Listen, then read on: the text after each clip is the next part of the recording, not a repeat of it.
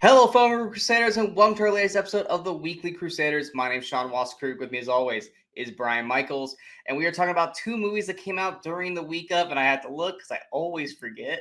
The February 19th through Saturday, February 25th. We got a comedy, and we've got a crime drama, crime thriller. I would probably go with that. Yeah. How are you feeling about these picks this week, Brian?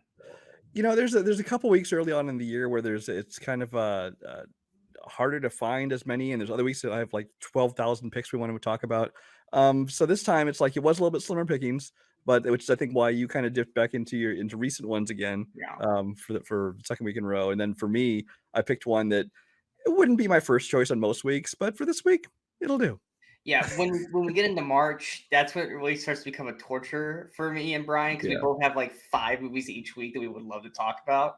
Which, I mean, yes, we could always go back to the old format, but no, we're not going to do that because there's just not enough time in the week. It's barely enough time in the week to shoot these, let alone right 3 more movies. And yes, for anyone wondering why I'm wearing the hat, I've got a migraine, and I'm literally just using this to keep the fluorescent bulbing out of my eyes. So and if you love haven't the Chicago Bears this week, what's that? And you love the Chicago Bears? That's a Cincinnati Reds hat, bro. It's the same C, dude. It is not. It is not the same C. It is kind of the same C. Shut up. They're both shitty teams. What can we do? I will agree with you on that. Yes. But first, we're going to start with Brian's pick. And this was a movie that I also had never seen until this week. And that is Paul Walker's Running Scared. Paul Walker's Running... I don't know why I'm saying it like Paul Walker just named the title. Paul Walker's Running Scared.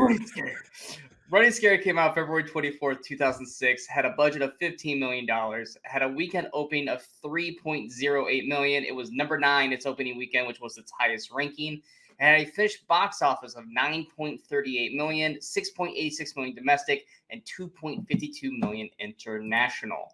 Take it away. So Running Scared came out in 2006. Basically, Paul Walker plays Joey. He's like a low-ranking mafia thug, and his job is basically to dispose of the guns, the evidence, and the things after whatever jobs they've taken on. And in this one case, there's a drug deal that goes wrong, involves some either undercover dirty cops that are involved there, and some cops are killed. So he has to get rid of a gun. The mafioso tells him to dispose of it. Instead, though, what he's been doing is taking them and like storing them in this hole in his wall. As he says, like an insurance policy for the future, which I don't know how he's going to get away with anything with that, but whatever. His son and his son's friend who lives next door, they see him hide the gun, which comes into play later because the Oleg, which is the neighbor kid, he ends up taking the gun that he saw Paul Walker put away, and he shoots his abusive father to stop him from abusing his mom. And then it becomes this whole thing of everyone's got to track down the gun because if they find out that he didn't dispose of it, then his bosses are going to probably kill him. If these cops get a hold of it, they're going to be able to track down who the murders, things like that. And it's this whole thriller where there's the quest to find the kid and the gun. The kid's going on this adventure through city, which involves everything from crackheads to pimps and prostitutes to an interesting couple he meets along the way, which we'll get into. Yeah. Who have their own dark secret. This is a movie. Well, first of all, the title, totally generic.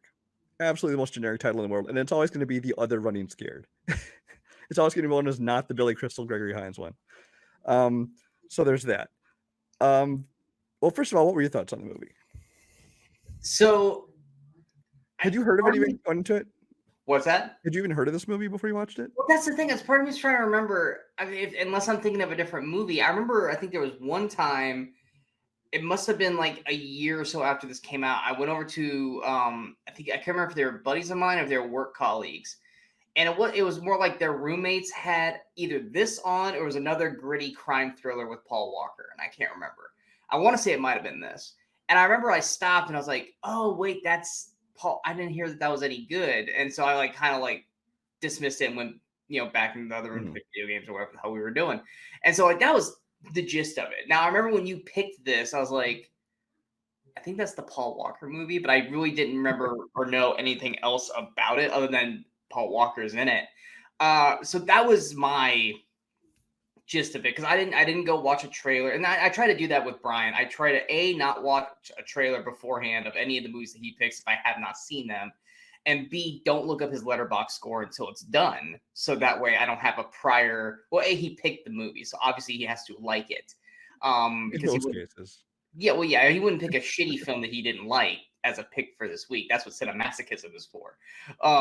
Although Sean did pick It Follows 1 week, so just saying. Yeah. Well, we're not. I don't think we're with as many from going from 5 picks down to 1 each. You're I gonna don't pick think a we're good gonna one. do that.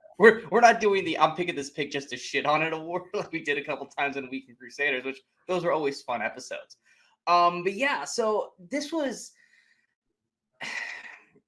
is definitely a product of the way films were shot back at that time.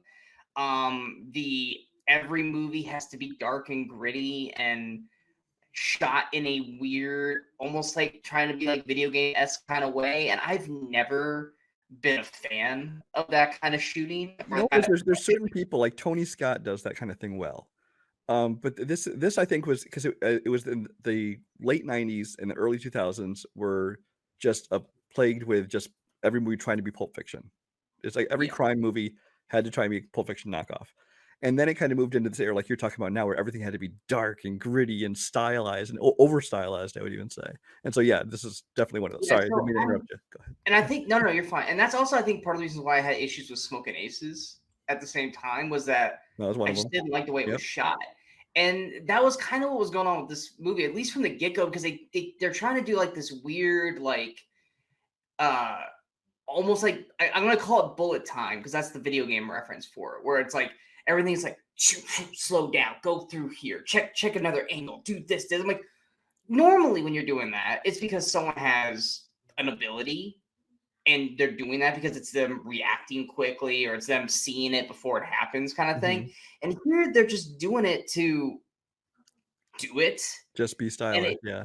Yeah, just to stylize it, and it's annoying. And that's the other thing too. It's actually interesting because like there's the moment where Paul Walker is trying to, comprehend what happened and where the bullet might be, and so they do the bullet time to show where it went. And they actually had before Furious 7 ever existed, they used one of his brothers as a stand-in because you see him in the other room and then you see him in here finding it at the same time. Exactly. And like that's the funny thing about this too is that they really relied heavily on that in the beginning, like the first act. And either A, I got used to it to the point where I didn't pay attention anymore, or they completely abandoned that into the second act, third act films. I don't recall seeing them do that anymore. Yeah, they only use it once, maybe twice. Yeah, exactly. So it was kind of like, what was the point of shooting it that way? But that's a nitpick of mine. That was something that immediately just kind of started the movie off on a wrong foot for me because I just really hate that kind of direction. But once we started to kind of get into it and get into the meat of the story, it started to grow on me because about 30, 40 minutes into this, I'm just like, I don't want to. I hate you, Brian. It was like, well, yeah, I don't want to shit all over this movie because it's like I really just don't care. Except for this is probably, and how dare Sean be a man, the sexiest I've ever seen Vera Farmiga ever in this movie. Like, dude, she was doing it for me in this film. She was doing it for me, and Paul was doing it for her. And wow. I mean, most women for Paul, that's a true statement. But I meant he was in that movie. Never mind. Well, yes, there's definitely one really, really good scene in there. Yeah. Just like The Departed. But yeah, it's one of those movies where I really wasn't loving it, and then once we kind of got a little more into the world, and it got away from like the stylized crap, and it was more just Paul and his kid trying to find Oleg, and then Oleg's basically crazy ass adventure of the night. It actually started to get really good. Now I do think it kind of lost itself in the third act, which I'll get to a little later. But it ended up being an okay film for me. I was really but second act is what hooked me. Third act was fine, but I think it stumbled on its ending. I will agree with all that. I will say going into this, I think actually the main appeal for me at the time was Paul Walker, because I mean there's a period in his career where because people just know him as the Fast and Furious guy for the most part. And there's a period in his career, especially in this early 2000s, mid 2000s, where he was doing. I mean, this is 3 years after Too Fast and 3 years before he'd come back in Fast and Furious #4. And so, but he was putting out like this and Joyride and Timeline and a few other movies. Oh my gosh, Into the Blue, Jessica Alba, that's a good one. And there's a movie called Hours he did also, but that comes later on in his career. But there's a lot of movies that he's done that I think he does a really good job in, that he fits well for, that people don't give him credit for because they only know him as the Fast and the Furious guy. Now, is he some great thespian? Is he going to take on these great acting roles? No, but I think he picks roles that work very well for him. So this is one of those movies I thought, his personality and everything worked pretty well for it. I like this. I like the I almost said the style. It is over stylized, but I meant like the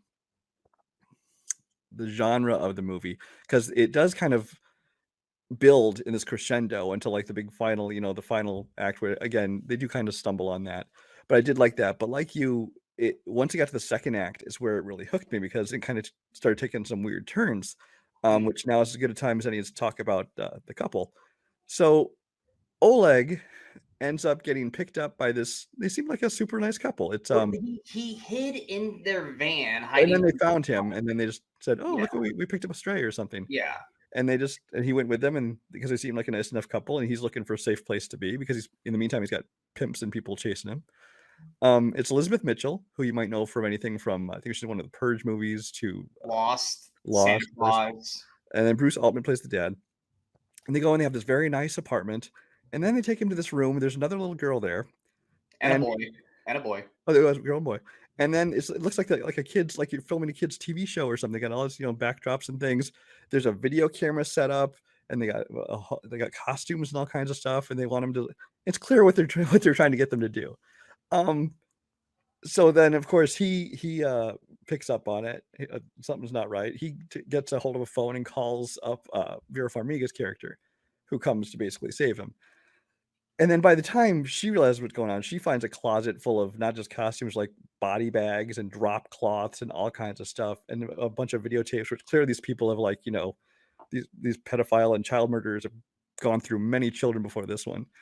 And it basically dispenses of them. And it's like, it's a weird thing that almost has nothing to do with the movie. It has, it's almost kind of the most interesting scene in the movie. Go and finish. I'll have my piece. But it's almost kind of the most interesting scene in the movie to me.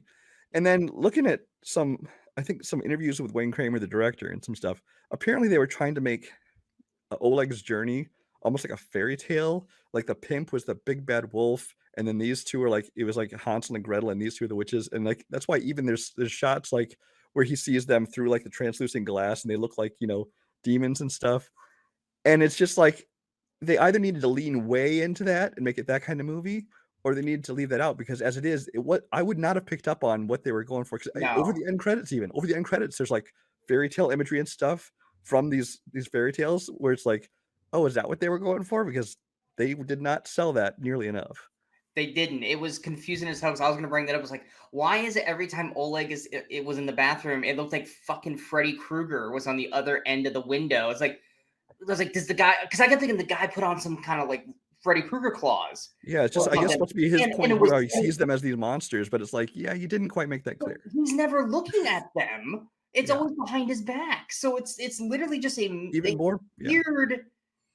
weird director choice. Like I said, the stylized thing that really makes no sense. And even if he says that's what I was looking for, well, you didn't establish it, so it just comes off incredibly weird. And this scene, this whole sequence, is so off. Like, it's not even in the same vicinity of this film. It is like out of the stadium, down the parking lot, to the left, in the apartment, in the street. It's nowhere near where this movie is. If the movie was about Oleg, if this is Oleg's adventures through the city, and this is one of the things he came across, basically is the worst fucking place in the world, because everywhere you go, it's like a nightmare. Right. But if that's what the movie was about, it could be fine. But because the movie wasn't just about him, and it was this whole story of Paul Walker, it's more the main character of the movie. It's not this kid. He's just more of the MacGuffin more than anything else. It's such a then it's like it doesn't quite work. I mean, like I said, I thought it was an interesting scene. I actually liked the way it was done, and I thought it was a cool scene. And that's the thing. It's done really well, to the point where I was like, I wish the movie was more about this. Mhm. Like this, that it wasn't about trying to find Oleg to find a gun to hide the gun. It was more about Oleg and maybe Paul Walker wasn't a mafia dude. Paul Walker was what we end up finding out what he really is, which is where I had the problem with the end. And it's Oleg and his son getting caught up in it's almost like a Black Phone-esque kind of thing where they get captured and this is the story. They can't find the kids and this is what's going on. I think that actually would have and Running Scared would have made a lot more sense in a way. But I thought like right there, I was like, this could actually be a really good film, this plot point, but it's so just thrown in just to throw in that it's jarring and not in a good way. In a way of I'm like scratching my head going, what's the point of this except to give Vera Farmiga some more, meat on the bone for this movie outside of just being the stressed out mom at home kind of thing, which it does give her a ton more to do, and she's great. Oh, Vera Farmiga is probably one of the best things about the movie. Yeah, but it's literally a stop and like let's take 20 minutes away from the movie that we're actually watching to give you a side adventure, and then oh wait, that story that we didn't really give a shit about from the get-go, we're gonna go back to that. It's like no, I actually would rather stick with this because this is more interesting. But yeah, the Freddy Krueger claws were really bugging me, and I didn't understand that. Now that you explain that, it's still not good, but it was driving me insane. I was waiting to talk to you about that. I didn't pick up on it at all. It was like I said, over the uncredits where there's like this weird fairy tale. I don't know if it's just images or if it's actual animation or whatever. I don't remember. But I was like, okay, that's kind of weird. Is out there going for? And then, like I said, when I looked into like IMDb trivia or Wayne Kramer interviews, things like that. Sorry. That's the only time that I've realized what they were supposedly going for. So, yeah, there's that. And then there's the whole wraparound story. Like I said, the movie starts off with Paul Walker driving with Oleg, and there's all this blood everywhere, and it's supposed to seem like he's trying to get Oleg has been stabbed or injured or something, and you're like trying to figure out what's happened there. And then of course at the end of the movie you find out no, it's Paul Walker who's been shot. And so it's his blood. And so it's like this whole thing where it's like, this doesn't seem like the kind of movie that needed that kind of. It didn't, because you get to near the near end point, you're like, wait, I still remember the beginning of the movie. I feel like what's going on? What's happening here? And then it's like, oh, that's how we got to that point. Well, because like you said, it gets to the ending and it gets a little bit messy because, of course, it's like kind of all these movies do, where it builds into this thing, and there's the mafia and there's the dirty cops and all the different forces coming at them and things like that. And I will say, as clearly as over stylized and gimmicky as it is, I liked the black light hockey rink look. That looked good. I liked that. That was, I had no qualms over that. That was kind of fun, and holding him down and shooting pucks at his face. Yeah, that was kind of cool. And then, but I think that the only reason they had the whole wraparound thing is because, of course, he gets shot, and then it's because at the end they have the fake out where they're at his funeral, and then Vera Farmiga's there with both the kids, and then they drive off away from the funeral back to this farmhouse, and there's Paul Walker alive and well, apparently faking his death so that the rest of the mafia or whoever it is won't come looking for him. My problem with that is, wouldn't they still living in the same damn city? Still in the same city. I would have shown up at his funeral. I mean, if they didn't already know where his wife and kid were, they know it'd be at the funeral. Yeah. There's still the other kid who is not only a witness to everything they've done, they're going to take care of him, and so they're going to find him, and he's going to get killed. But unless it's the stupidest mafia in the world, I don't know. Now, see, my problem outside of everything that you mentioned is the random out of left field, once again, a real thing, it's just random left fieldness of Paul Walker being an undercover cop. There was never, except for him hiding the guns downstairs, which that part was like, because he's a cop, that makes sense. There's never another part in this entire film that gives you any indication that he is a cop. So it felt more tacked on because we can't have Paul Walker be a bad guy. We got to give Paul Walker a reason to be good at the end of the day. And it just felt so like just, we got to have Paul Walker end up being good. So that way it's not like a bad guy's winning at the end. it didn't fit. It didn't fit with me. It Well, didn't fit and with plus me at it's like all. any movie where somebody turns out to be undercover, it's like it's this kind of thing. It's like, well, he participated in all kinds of crimes and Yeah. murders and who knows what else. He's got it wasn't the first gun he'd stashed, so clearly he'd been there present for more than one murder. And so it's like, do they really let the undercover cops just let all this shit happen? How far do they let it go before they Yeah, can like at prosecute some somebody? point throughout the night, like why is he trying to stop? I mean, it's because the cop's dirty, but it's like, why is he trying to stop the cop from finding the gun? Well, that's Wouldn't that be the thing to end the case at Well, the that thing point? is, if you knew he was an undercover cop, it could actually add a whole nother layer to it. 'Cause it's like, Yeah. "Oh, I'm just gonna go and tell people, what's going on, and they can help me out." Like, but then he finds out, "Oh, wait, there's dirty cops. I don't know who I can trust in the force," that kind of thing. Well, That there's could be no another layer point to it, but they didn't go that far into it. because anytime in this in a film like this, when there is this moment where we've like, oh shit, he's actually a cop. There's Mhm. got to be a point where he talks to his handler, or something happens, and you find out, oh, he's being arrested. Oh shit, he got arrested, and you find out, oh no, he's one of them. Oh crap, that changed. But they never did that. It wasn't until like basically once everything was done. And it was done with such a throwaway line. I feel like Yeah. either they looped that line in and just made that decision last minute to make him undercover, Once again, or they because I had felt like multiple endings and they decided, "Well, let's go with this one." I felt like it was something that they screened to audiences, and Yeah. he was still just the character that he was, and he dies at the end, and everyone goes, "Nah, the ending was real dour and stuff like that. No one really liked that ending." Okay, well, what if we made him a cop, and he he doesn't die at the end? It's just a cover to get him hit. And then I think it's like, okay, that's great. So it's like people don't want to watch Paul Walker as a bad guy because he's Paul Walker. So how can we flip? How can we change this quickly? And just go, well, he's that good at the job. You just didn't know he was a cop. Like, no, it's because you tacked that shit on at the very fucking end of the film. Because even that moment when he comes out and the cops are like, man, we try to get as fast as we can. You okay? Yeah, I'm fine. And then he leaves, and it's like, no, you would have had to have, you wouldn't have just You gotten to got a lot to leave. answer Like, for still, you have dude. a lot to answer for. You got a lot of fucking paperwork. You have to figure out why is there like 15 dead people in the rink. You don't just get to go home. What is no? So it's like that's why it felt like it was added on last second because it doesn't mesh with the rest of the fucking film. Now, if they had been doing stuff along the way, it was like something's up with this, and I was like, okay, but they don't. And that's what bothered me about the messy third half. It wasn't the tail end from the beginning, which still I didn't like either. But it was this random I'm a cop. It's like, what? When? Like, did I miss something? Did I miss a scene? Did I nod off during a moment that explained this? Because the only thing that indicates why is that he's not an idiot that kept all the guns in his basement like a fucking moron. It was no, he was doing that because that was evidence. But it's so not. It's not I will a. say it was such a small thing, such an afterthought. I forgot to write it down in my notes to mention that until you mentioned it. I'm like, "Oh, yeah, I forgot to mention the undercover part." It's a big moment. It bugged me because it's like between that and like the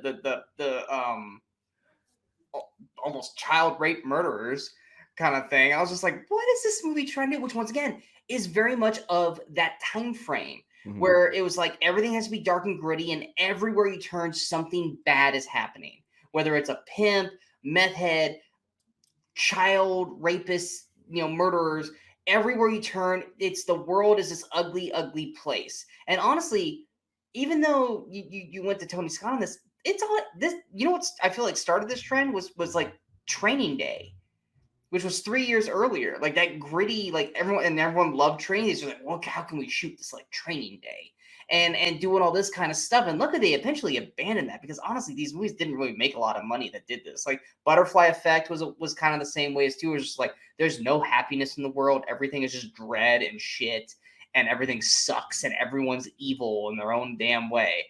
And it just the movie was just uneven. Didn't mean I still didn't like parts of it. Like there's parts where I was invested, and I Mhm. loved the hockey scene. I actually really enjoyed all that because I was like, ooh, I like the colors. Yeah, no, in the Except end, for that actually, one hockey player. I was like, will someone shoot that son of a bitch? Like this guy's still playing, kind of thing. like, But in the yeah, end, I did still give it a slightly a leaning positive score. I think I gave it, like, 3.5 stars, but it's like it's one of those things where it's like, I liked a lot of the people in it, and the performances. I like the style of most of it. And I thought there's some creativity to it, but it does definitely have a problem. Its problems, which keeps me from pushing it higher than that. Yeah, it's a movie who I think it felt like the movie had 18 different ideas, but everyone can say, well, this is the main idea. Well, what are the 3 best ideas that we can change or we can add to it so that way everyone's a little bit happy? And they just kind of threw them in there without context, build, or anything like that. Because even Oleg's dad at the end, even that really didn't have a point, or like he literally was trying to kill Oleg like 30 minutes earlier, but then now he gets his chance and he can't do it, and then he basically sacrifices himself for no reason except to just go out like the Duke. And it's he just wants like, to be like the Duke. But even then, it's just like, even like his last thing he said before he got shot just was like, that's the line you wanted to go out on? Like, that was a dumbass fucking line. And it's just like I said, it was just late, like mid 2000s, like 2005 to 10, really had a hard time like with this type of style. And a lot of those movies just don't work for me overall. But like, I can see the points where there's good moments there, but there was a lot of points where I'm just like, God damn. That's fair. Yeah. But anything else you would like to add for Running Scared? That's it for that one. Okay, we're gonna move to my movie now. Like I said last episode, this is a movie that did something that I've been greatly missing in movie theaters, and that was actually a really good comedy that you can actually laugh at in a theater with a bunch of people, and that is 2018's Game Night. Game Night came out February 23rd, 2018, had a budget of $37 million, had a weekend opening of $17.01 million. It was number 2 its opening weekend, its highest ranking, and had a finished box office of $117.77 million, $89.27 million domestic, and $48.5 million international. The reason why I say that about comedy is that's another thing that ended basically right when 2010s happened, was that people didn't really make comedies for the theaters anymore. Like, it just either that or they were just all real shitty. Kind of like when rom-coms disappeared until Crazy Rich Asians, and then people were like, oh wait, rom-coms can still make money and they can still be good. Okay, let's start making those again. And Game Night was kind of one of those where it's like, once you got past like The Hangover, it's hard to think of like any real good memorable comedies outside of like maybe like a This Is the End or something like that, where it's just like just a random fun comedy with a great cast, great lines of people, like this and Tag, which I think Tag was the same year, wasn't it? Wasn't Tag 2018 also? I think so. It might have been a year off from it. It was close to it. Those two coming out relatively close together. I thought, well, I mean, I like this way better than Tag, but Tag was still very solid. But yeah, this was something that really kind of just brought back that comedies can still make money, can still be profitable, and you can still enjoy going to a theater and watch it and laugh and have a good time. Now, greatly, obviously, since post-COVID, the comedies have kind of gone more streaming now because of that. But you still get the occasional one. But most of your comedies now are just coming off of one-line zingers from like MCU movies or stuff like that, or something like Cocaine Bear has some funny lines, but it's not a comedy. It wasn't until Jackass last year came out that I was like, I can't remember the last time I laughed this hard in a theater. But would you agree, disagree on the comedy aspect? Yeah, no, I agree. I mean, I think that the major studio comedies, because I mean, there's still kind of these little independent things kind of come out. And then there's like, there's action comedies, or there's things that are horror comedies, things like that.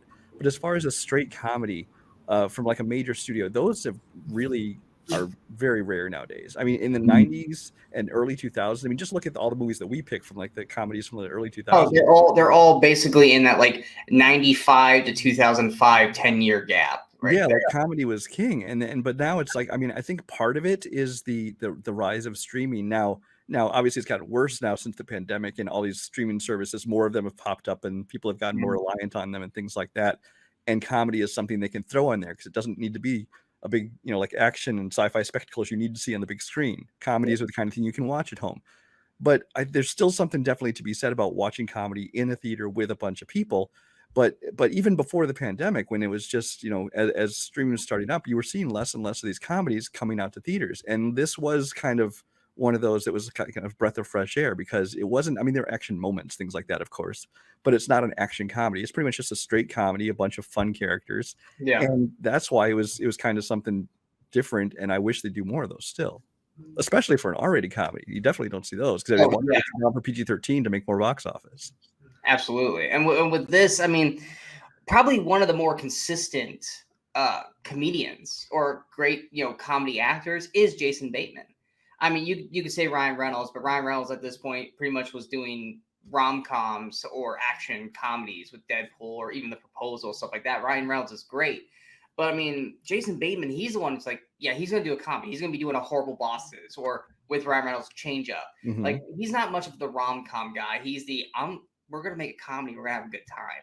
Right. And so you add Bateman and then Rachel McAdams, who we know can be funny from Wedding Crashers, who honestly, she's adorable in this film. Well, there's great moments with her.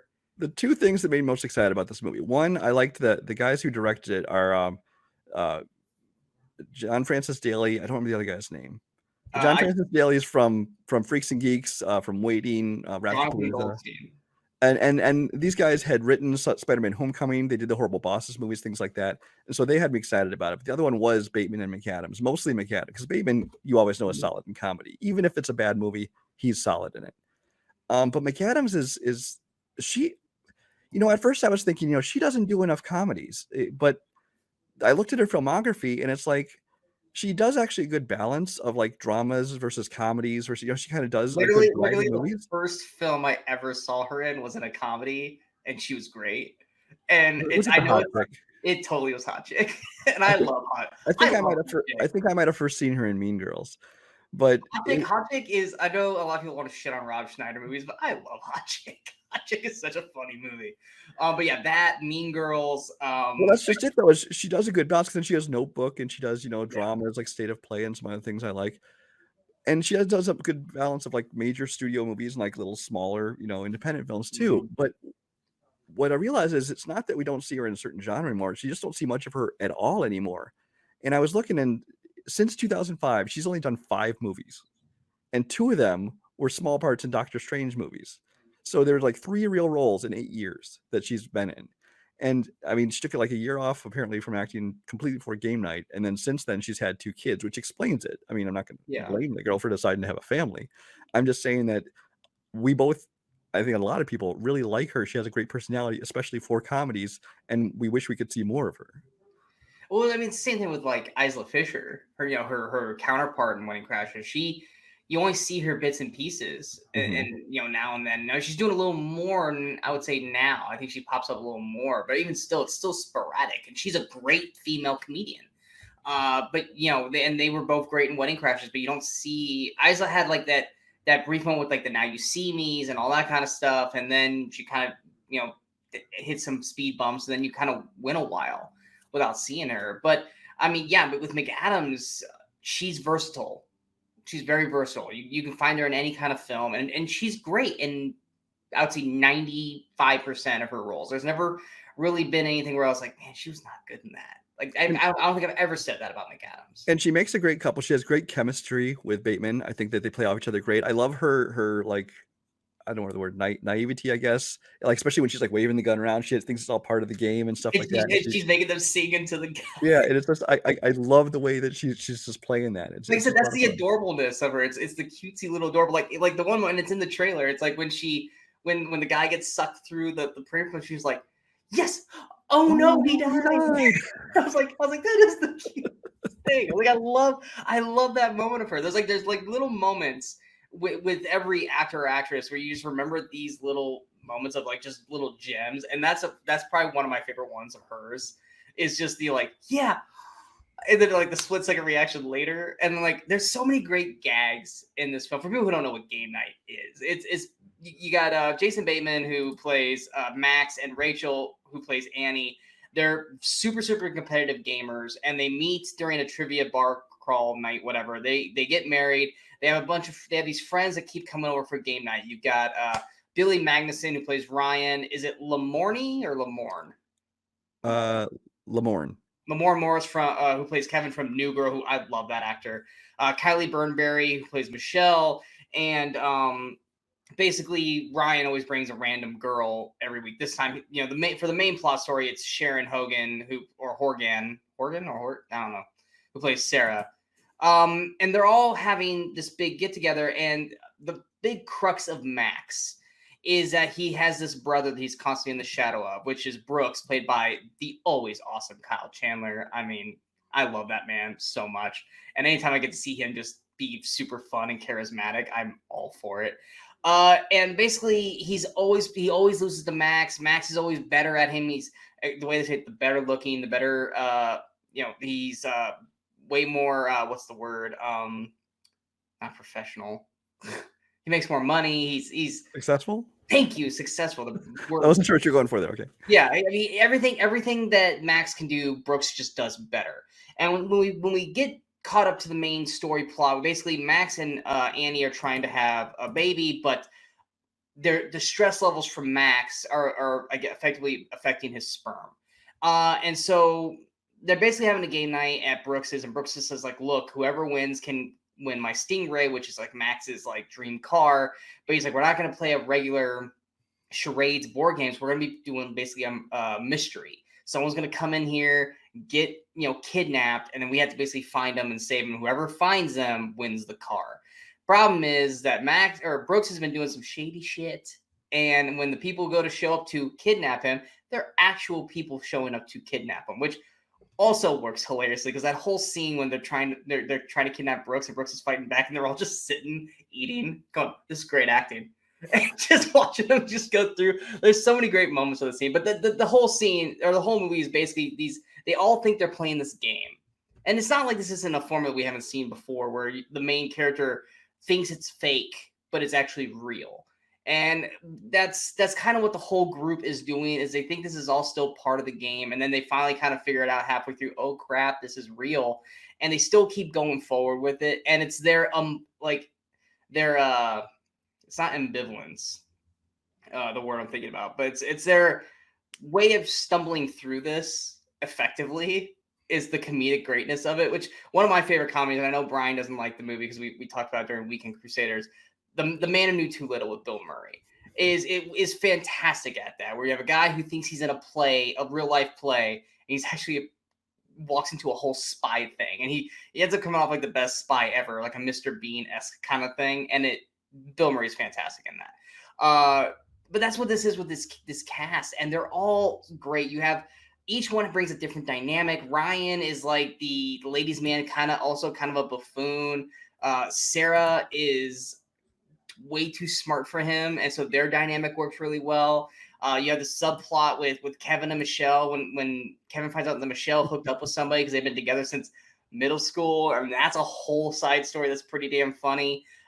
There's just so much that works. And then, of course, the standout MVP that everyone loves to talk about is Jesse Plemons as Gary, the next door neighbor who used to be a part of game night, but is no longer allowed to be a game night because his wife divorced him. And so now he's just this creepy guy next door with his dog.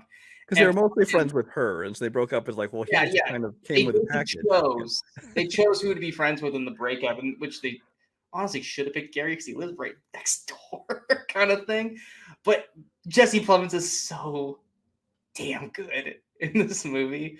And just his run-ons, because he just keeps talking. He doesn't know when to shut up. And just like Bateman and McAdams have been like, yeah, well, okay, good luck with that kind of thing. It's so damn good. I love this film. I think this film is a great comedy. I know you're a fan of it too, but you go on a little bit on the talk. No, I do find it funny, and it's mostly, like I said, because of the main two leads, but the rest of the cast as well is very strong. Jesse Plemons is somebody who I've never been that big on. He's fine, but he always looked to me like, the dime store Matt Damon kind of thing going on there. And you're not wrong. and he's been fine. He's been perfectly serviceable in all the roles I've seen him in. In this one, I thought he played a fun character. He did a good job. I did think eventually overplaying it a little bit, honestly, but I still enjoyed, for the most part, I enjoyed him in it. I think the only thing that dragged my rating down a little bit is I think at the end it tries to get too twisty for its own good. It's like I would have just enjoyed on the highway. Yeah, it starts making the twists and turns of like what it was, what is and isn't real, and what was planned and who planned it. And because there's so many coincidences and so many things that would have had to have happened for it to follow this route, and so many things where it's like, well, what if somebody could have really gotten hurt if they didn't know what was going on? And so it's one of those things where it's like maybe it's just because I'm thinking too much about it, but I hate movies that try to be too clever and try to like, we got you. You thought you had it figured out, but you didn't. And it's like you might have tried one too many little twists there. I can understand that. And that's really the only thing that drags it down. Oh yeah, no, because there's a Right. lot. I mean, but Yeah. you got to think about it too is like what was actually part of the actual game itself, and what was them stepping into the wrong thing. Mhm. And usually the craziness stuff is the stuff that was not a part of the actual game. It was them stumbling into it unknowingly. Like the whole gun part, that was because Brooks was packing heat. No one knew that, and that whole scene where Max gets shot and they're trying to take the bullet out. The squeaky toy makes that scene as amazing as it is. Like that is such a great scene, and the phone, the whole argument there is great, and it's a very like, and once again just shows the awesome chemistry of both of them. When they're like fake start throwing up, just the whole thing about that is great. But yeah, I Billy Magnuson is another great guy who really doesn't get enough recognition for how funny he is, and he still really hasn't kicked off into like the next level. He still just kind of plays like these like not important side characters. This is probably his biggest role. And I think after this, I think I saw. Didn't he pop up in like a Mission Impossible movie or something after this? yeah, I don't know if it was Mission Impossible, but he was like a stupid prince in something. He popped up in No Time to Die. That's what I was thinking of, James Bond movie. He popped up in No Time to Die. He also was in he was in Aladdin. He was like the one that he was going to marry Jasmine. Yeah. And he was just basically playing an idiot guy who was just kind of off in the corner. But it's like he's actually really funny. And Lamorne, I love New Girl, so I will take that guy anywhere I can get because I just love that actor so much. And his Denzel's actually pretty damn good. I love his version of Denzel. I just like everyone in this cast. Everyone I think has their great moments. I think everyone's acting really well. That moment with Gary's dog and Bateman is such a like it's almost like they call it cringe comedy where with like The Office and stuff like that's such a like, oh shit, what are you gonna do?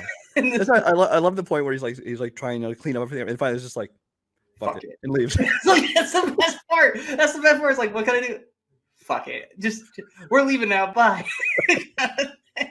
That's the greatness of Bateman is that Bateman can just play that at that level, and it can come off dickish in other ways, but they can come off hilariously charming on the other way, depending on what lane he wants to ride on. He has that fine line, and he does it so perfectly. And Kyle Chandler doesn't get as much to do as everybody else, but he's just great at being Kyle Chandler, and I just like him in general. And then you also get a nice cameo. I'll call it a cameo because he's not in the movie long enough to be considered like a star. Michael C. Hall from Dexter, completely out of left field. He popped in. I was like, oh, now Dexter I loved until it ended, and then it was one of the worst endings in a TV show ever. But I really like Michael C. Hall, and I don't get to see him in enough things. When he pops up at the end, I was super happy to see him. I do think, like you said, when it starts to get kind of, it's a problem with all comedies. Comedies always have this point where they hit a threshold, and it's like, we need to either tie this up or you're going to go too far. And they always go too far. Every comedy always has to do an extra scene or an extra act of something where it's like, okay, you guys ran past that point. And for me, even though it was an enjoyable scene, rewatching it, it was the Fabergé egg scene. When they go into Danny Huston's house. Houston. While well choreographed and well shot, it is the one scene that they probably could have completely, like, you needed to get the egg for obviously plot point reasons near the end, but it's the one scene that goes on a little too long. And honestly, they all would have gotten themselves killed there. So they would have. I find it very hard to believe they got out of that place scot-free. One of them would have gotten caught. One of them would have been left. At least one. Yeah. So I mean but that all like I said, all comedies do that. It's you can kind of pick that moment, and I keep bringing up Wedding Crashers, but I don't know why. It's just maybe because it's Rachel McAdams, but it's like Wedding Crashers has that moment. 40-Year-Old Virgin, one of my favorite comedies of all time, that has that moment. The Other Guys has that moment. Another one that I love. Every comedy has that threshold moment where they need to wrap it up and they just keep going. Now, sometimes they can bring it back home. They can bring it back around and bring it home and save it. Or other times, it's like, yeah, that was about 3/4 of a really good film, and then it overstayed its welcome. And Game Night does not overstay its welcome, but Game Night does start to kind of it stretches its limits. And you when it starts to turn to an action movie at the end, you're like, what are you doing? But it's still funny, like the crate scene. That crate scene was old school comedy at its best, where you turns on and it just starts going super slow. Yeah. And just watching the back, I just back away. That was great. That was a great little comedy moment. And then of course, the best one was like, oh my God, he died.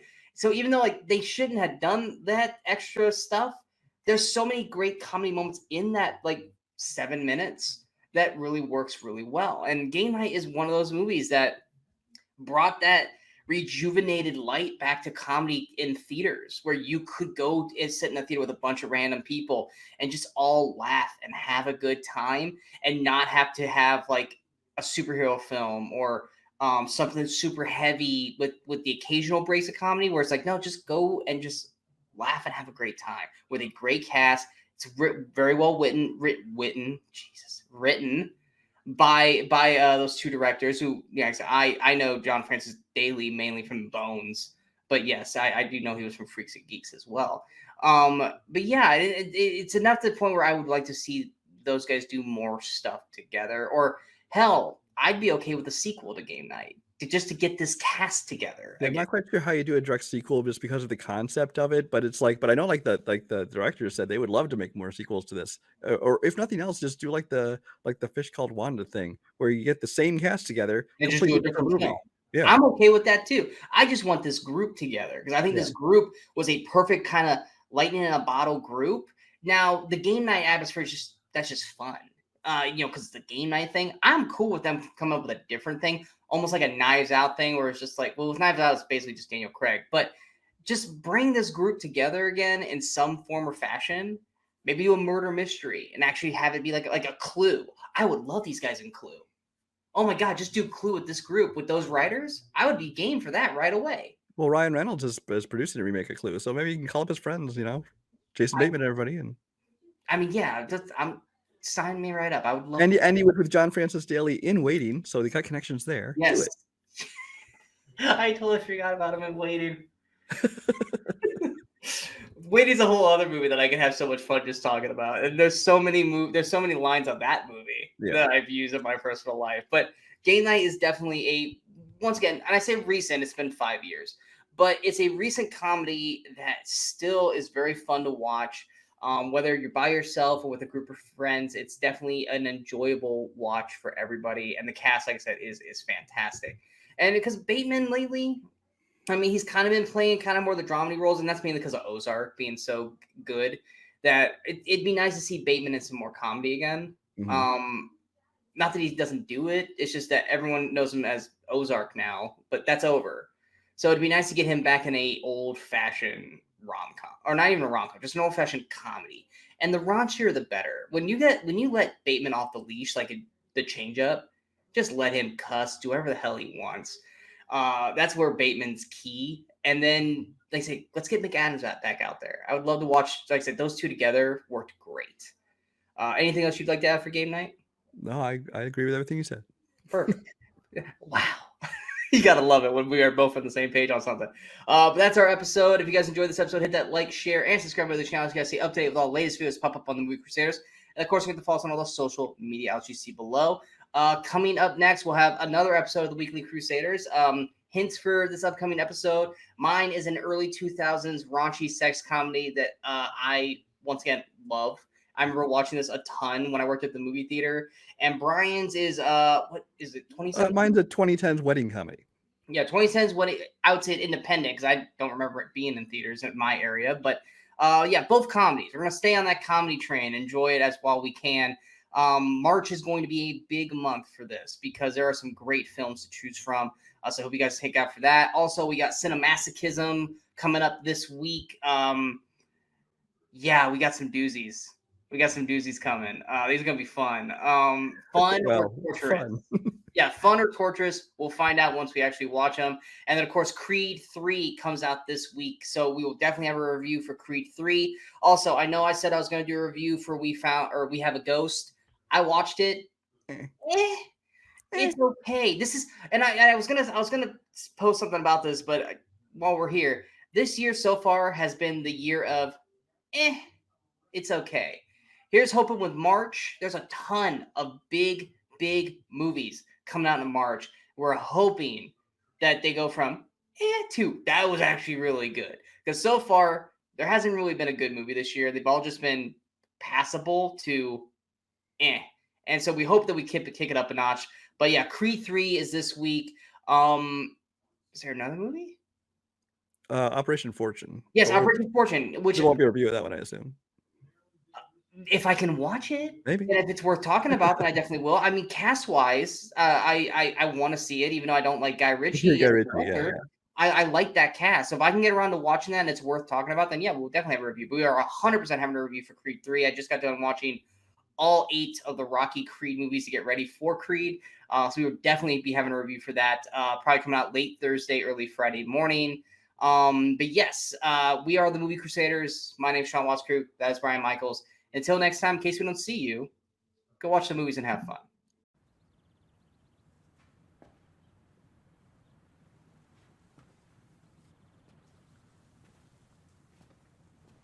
You're still here. It's over. Go home.